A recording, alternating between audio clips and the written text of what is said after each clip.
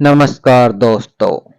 भाग 4 में आपने सुना कि कैसे नाई छल से राजा को तोता और स्वयं राजा बन जाता है।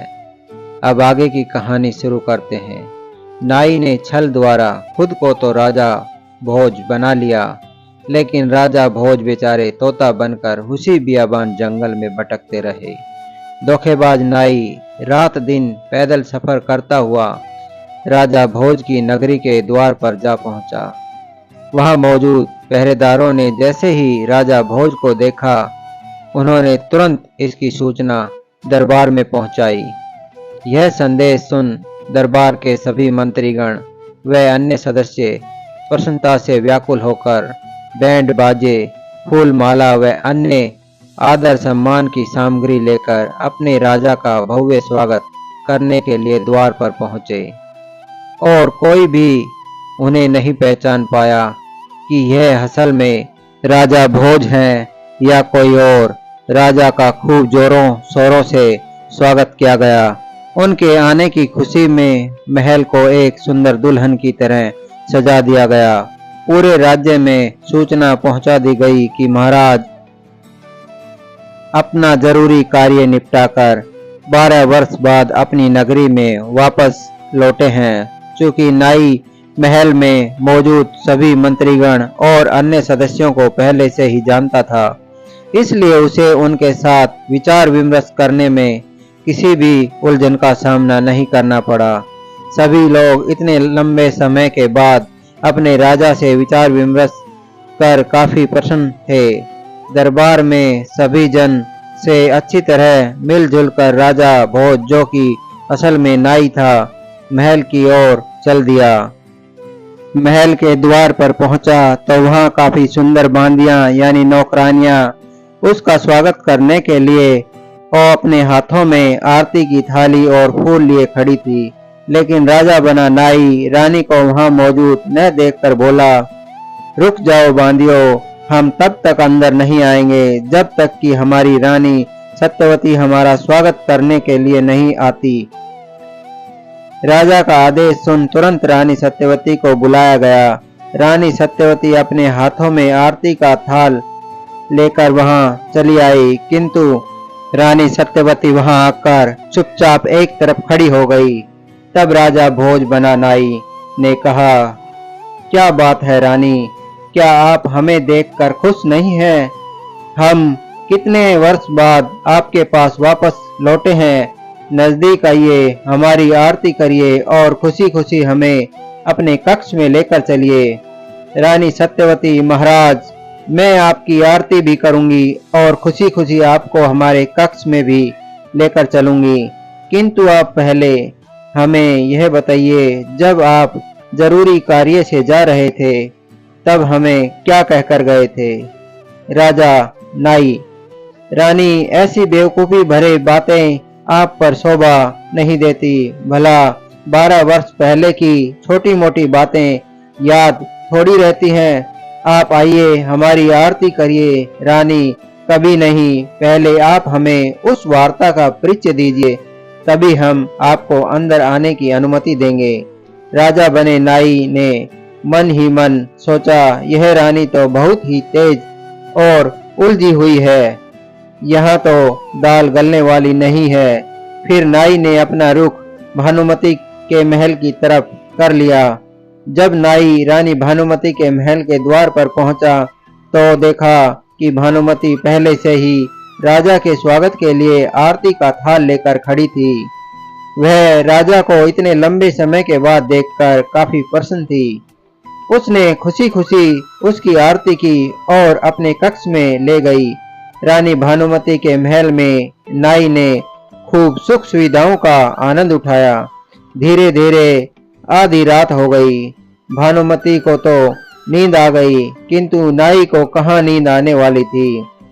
अब उसके जहन में एक डर बैठा जा रहा था, एक चिंता सताई जा रही थी।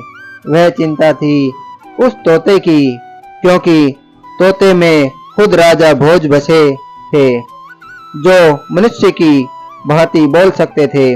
अब उसका यही डर था कि कहीं वह तोता उड़ता उड़ता नगरी तक न आ पहुंचे, कहीं मेरे सारे भेद न खुल जाएं। इस समस्या से निदान पाने के लिए नाई ने एक खतरनाक योजना बनाने लगा। यहाँ तो नाई योजना पर योजना बनाने लगा, दूसरी तरफ राजा भोज, जो बेचारे अभी भी एक तोता बनकर उसी बियाबान जंगल में भटक रहे थे, और दूसरी तरफ राजा भोज, जो तोते के रूप में बेचारे भूख और प्यास के कारण इधर उधर भटक रहा था। भटकते भटकते आखिरकार वह एक पानी की बावड़ी पर पहुंचा, जहां पर 99 तोते पहले से ही रहते थे। 99 तोतों ने देखा आज बावड़ी पर एक नया तोता आया है और कुछ ज्यादा ही प्यासा है, बेचारा पानी पिए ही जा रहा है।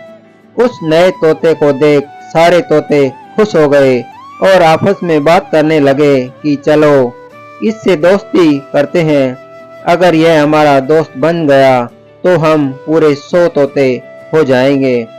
फिर सारे तोते राजा भोज बने तोते के पास आ गए और अपनी तोतिया भाषा में राजा भोज से बात करने लगे, हालचाल पूछने लगे। चूंकि राजा भोज 15वीं विद्या निदान थे तो वह तोतों भाषा जानते थे। राजा भोज ने उन्हें तोतिया भाषा में बताया कि देखो दोस्तों, मैं अकेला हूँ और मेरा कोई परिवार भी नहीं है। मैं दुनिया भ्रमण के लिए निकला हूँ। अब जब आप सब मुझसे दोस्ती करना चाहते हो तो मैं तैयार हूँ। मैं आप सब के साथ ही रहूंगा। सारे तोते बहुत ही खुश हुए और हंसी खुशी सब एक साथ रहने लगे। अब प्रतिदिन राजा भोज उन्हें अच्छी अच्छी बातें बताते और किस्से कहानियां सुनाते। इस कारण सभी तोते सोचते कि यह तोता बहुत ही समझदार है। इसके आने के बाद हमें पानी की तलाश में भी नहीं भटकना पड़ता। यह हमें उसी जगह लेकर जाता है जहां पानी तैयार मिलता है। इस कारण सभी तोते राजा भोज की इज्जत करने लगे और एक दिन ऐसा भी आया जब सारे तोतों ने मिलकर राजा भोज को अपना मुखिया घोषित कर दिया। अब जब राजा भोज उन तोतों के साथ जुड़ गए तो उन सब का समय अच्छा गुजरने लगा, क्योंकि एक 15 विद्या निदान तोता उनके बीच मौजूद था, जो किसी भी समस्या को आने से पहले ही भाप लेता था।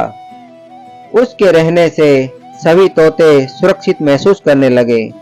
लेकिन अब इन सभी तोतों के आगे आने वाली थी एक ऐसी समस्या जिसने इन्हें वन वन भटकने और अपनी जान बचाकर भागने पर मजबूर कर दिया। यहाँ राजा भोज बने नाई की योजना बनकर तैयार हो चुकी। उसने अपने राज्य में घोषणा करवाई कि सभी मंत्रियों से कह दो, महाराज का हुक्म है, तुरंत सभा लगाई जाए। महाराज की घोषणा सुनते ही सभी मंत्रीगण, द्वारपाल, सेनापति और रानियां दौड़े चले आए। जब सभी सभा में मौजूद हो गए तो राजा ने आदेश दिया कि जहां तक हमारे राज्य की सीमा है वहां तक प्रजाजनों से संदेश भिजवा दो कि राजा का हुक्म है, जो भी नर नारी, बूढ़ा जवान तोता मारकर हमारे पास लाएगा उसे एक तोते के बदले एक सोने का सिक्का दिया जाएगा। जो 2 लाएगा उसे 2, और जो 10 लाएगा उसे 10, और जो 50 लाएगा उसे 50 सोने के सिक्के दिए जाएंगे।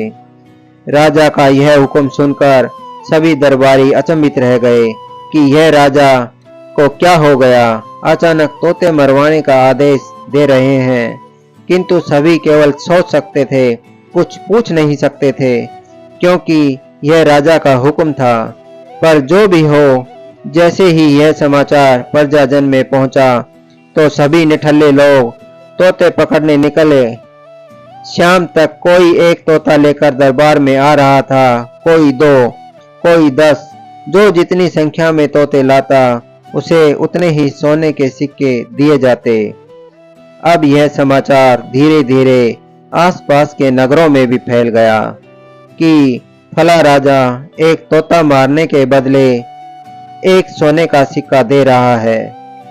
बेचारे तोते समझ नहीं पा रहे थे कि हमारा कसूर क्या है, हमें क्यों मरवाया जा रहा है। अब यह समाचार धीरे धीरे राजा भोज के पास भी पहुंच गया कि राजा बने नाई ने तोते मरवाने का हुक्म दिया है। वह चौकन्ना हो गया और सभी 99 तोतों को बुलाकर बोला, होशियार हो जाओ, मुसीबत हम पर आने वाली है।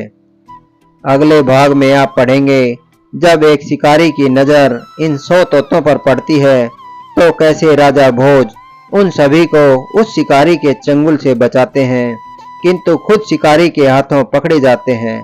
आखिरकार क्या होता है आगे? क्या शिकारी इस तोते को राजा भोज बने नाई को सौंपकर सोने के सिक्के लेगा, या होने वाला है कुछ ऐसा जो कहानी का रुख ही पलट कर रख देगा? जानने के लिए बने रहें हमारे साथ। कमेंट करके जरूर बताएं यह भाग आपको कैसा लगा।